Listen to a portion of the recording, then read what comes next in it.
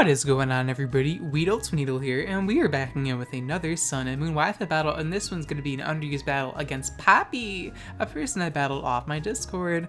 Now, looking at my opponent's team, wow, it's the coveted Latias Scissor Rotom Wash Core, the never-before-seen special in the underused tier, with, you know, nice sprinkle of Gliscor and Hydreigon, my favorite. But I'm using a pseudo trick room with my Scizor spotters being Alamola and Magnetits, and then I have a very interesting Nihilego set, or Nihilego, or however you pronounce that Pokemon's name. I have no idea. But we're just gonna hop into this battle. He leads off with his Mega Beedrill as I lead off with my Mega Camerupt, and turn one I could just stay in here and not be too afraid of Mega Beedrill, because Mega Beedrill can't one-shot me with Drill Run, and U-Turn will not kill me, though I don't appreciate adaptability U-Turn, and that's the annoying part about underuse, is that Rotom Wash and Scizor are like the top Pokemon, and they make a very good Volt Turn core, and so it's just really annoying to deal with. So part of playing UU is, or part of just, playing UU is disrupting your opponent's momentum, because if you disrupt their momentum, you just disrupt their rhythm, and then they have to, like, you know, they're caught off guard, and then that's when you have to strike. But that's really hard against Volt Turn because they just constantly get switch initiative. So that's part of the reason why I have Eject Button Alamola, as you'll see later on in the game. I'm actually going to go for Toxic turn 1 against the Mega Beedrill, because I figured Rotom Wash or the Latias would come in fear of Stealth Rocks, because Stealth Rocking there was my best play 100%. And he might think that my Shuckle carries Stealth Rocks though, which is a fair enough assumption, because it does look like I have a pseudo Trick Room team, and then I have like a random Shuckle on the side, because, you know, my teams don't really make much sense. So, I mean, my opponents probably aren't surprised by the shit I bring anymore. Now, I'm going to bring in my Alone Executor here, because I'm expecting my opponent to go for Hydro Pump, but my opponent makes a very aggressive play going for Volt Switch. How do you do it? Though I could have stayed in and went for Stealth Rocks, but that would have been just a high risk, high reward play, and it's not really that worth the reward, honestly. Like, Stealth Rocks aren't really worth. So in comes Hydreigon, and then I quickly realized that my Dragon Resistance does not exist, and so normally I bring Klefki to every underused battle because Klefki is so good, and I wouldn't be surprised if it got banned in the future, but it's just really, I mean, I didn't want to bring it to this battle because I bring it to like all my underused games, so I like to switch it up, but now I'm regretting not bringing a Fairy type because my Draco switching does not exist, so there's going to be a lot of Dracos dropped from my opponent's side of the field because, yeah, I have no Draco resist. So here, I'm going to bring in Alamola, you know, this Pokemon's name, that's so fun to say.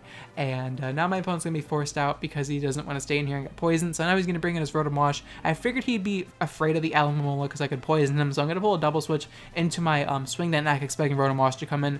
Very aggressive play. If he switched into anything else, I would have been at a disadvantage, but I figured he'd bring in Rotom Wash to avoid the Toxic and then just get more offensive momentum with Volt Switch. So that was my best play overall. And I mean, bringing in Rotom Wash was just the best play for him, so I had to make that aggressive play to take advantage of it and, you know, get rid of his rhythm. So he's going to Volt Switch here. I mean, it's not going to stop him because he could just outspeed me, but it does give me a free Trick Room because you can't really touch Lone Executor unless he carries HP Ice, which is unlikely because this isn't Gen 5.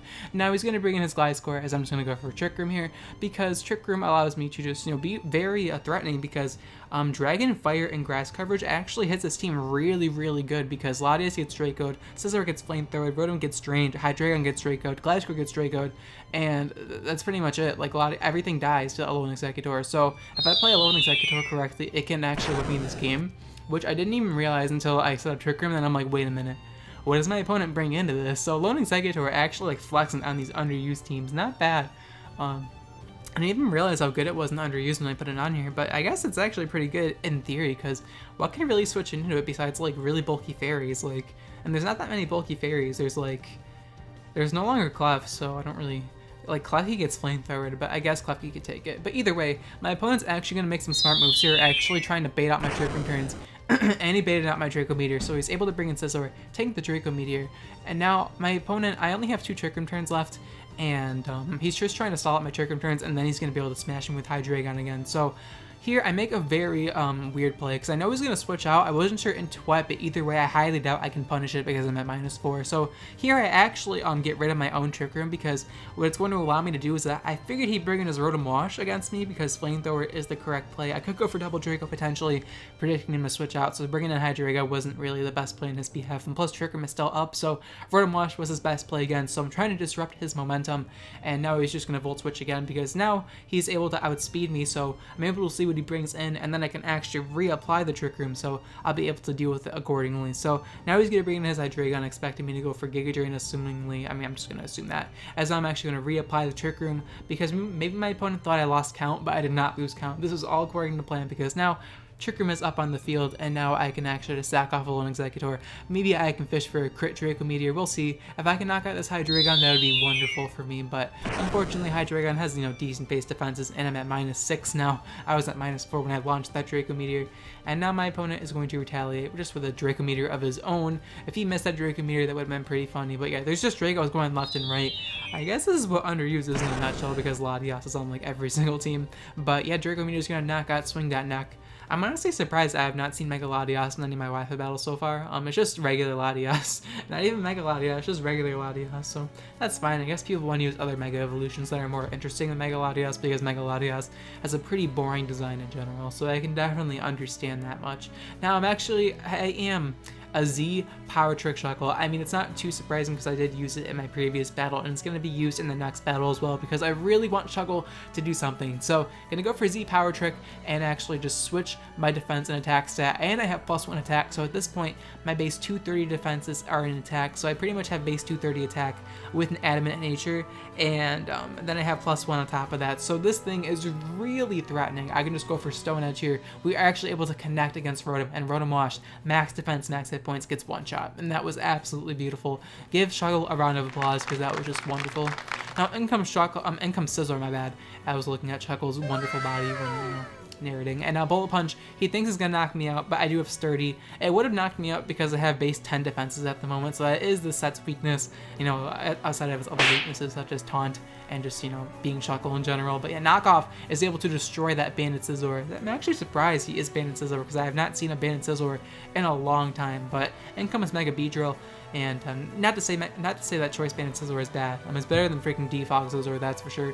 I'm gonna bring in my Magnesis here, expecting a U-turn as my opponent, or Felstinger rather. Felstinger was a big threat in my mind. Felstinger could have actually just won my opponent the game, so I had to, you know, avoid that, even if it meant, you know, sacking off my Magneton, because at this point I was actually able to knock out the Scizor before I, you know, Scizor spotted it with my Alamomola / Magneton. So I mean, that's fine with me. He sacked off Scizor just to deal with Shuckle, and I'm perfectly fine with that. If he actually brought in anything else, I would have gotten 3 kills, because I would have been able to outspeed it, and then just, you know, yeah, my opponent realized that, and down goes my Shuckle. I just sacked it off to the Dark Pulse.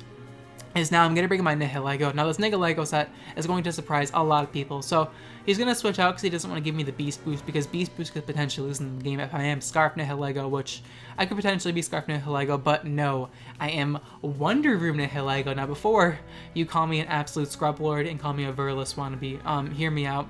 I know that set is garbage, but like, come on now. I'm using freaking Power Trick Shuckle. Are you really that surprised that I pulled out the Wonder Room Nihilego? But of course, have to use Weakness Policy, because Nihilego's massive Spit F stat and HP stat makes it so activating Weakness Policy with Wonder Room is pretty easy. And then I have the EV spread that makes my speed stat 1 stat higher than my special attacking stat, so if I kill something with Sludge Wave, which I will because Nihilego is still very powerful, I'll get a beast boost in speed. That means that since the Scizor is dead and Mega Beedrill, you know, outspeeds me, it does not outspeed me anymore because I did get the beast boost in speed, so now I'm able to go for Power Gem and outspeed the Mega Beedrill, which is probably what my opponent was, you know, banking on winning with. And down goes the Mega Beedrill, and my opponent's last Mon is going to, you know, get loose in Nihilego because Beast Boost Nihilego with Weakness Policy and Wonder Room. How can you deal with this kind of attack? Like, how do you even see it coming? There's no way you see it coming. So Hydreigon gonna get Power Gemmed, and it's going to be the end of the battle. Nihilego does come through in this game. Unfortunately, I forgot to nickname this Nihilego when I caught it. I was actually really sad because I wanted to nickname this thing Jelly Ultra. It's a reference from Paper Mario, so any of you guys who have played it, and it makes sense because, you know, it looks like a jellyfish and it's an Ultra Beast and it just works. I definitely stole that nickname from someone else I battled in the past, but it's okay. It's a cool nickname, and I played Paper Mario a lot in the past, so I'm allowed to use it, okay? So yeah, I hope you guys did enjoy this Wi-Fi battle, as it was a very fun Wi-Fi battle, very close as well. It was 3-0, but it was still a lot closer than the score let it out to be. But yeah, if you guys did enjoy the Wi-Fi battle and really want to support my channel, please be sure to leave a like on the video, as it's the greatest way to show your support towards my channel, and it helps out the channel a lot more than you think it does, and it's just much appreciated.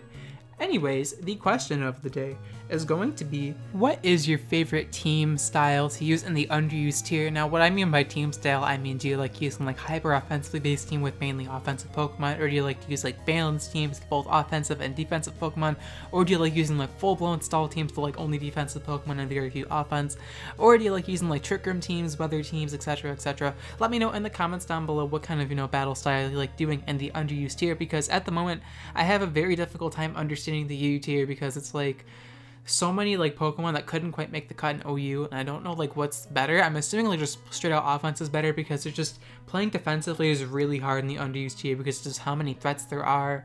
So I'm just gonna say for me, I would say offensively based teams, but I usually use more balanced teams in my battles, but I definitely like playing more offensively based because it definitely rewards players who can, use their mind and just like make really aggressive predictions, and that is the kind of player I am.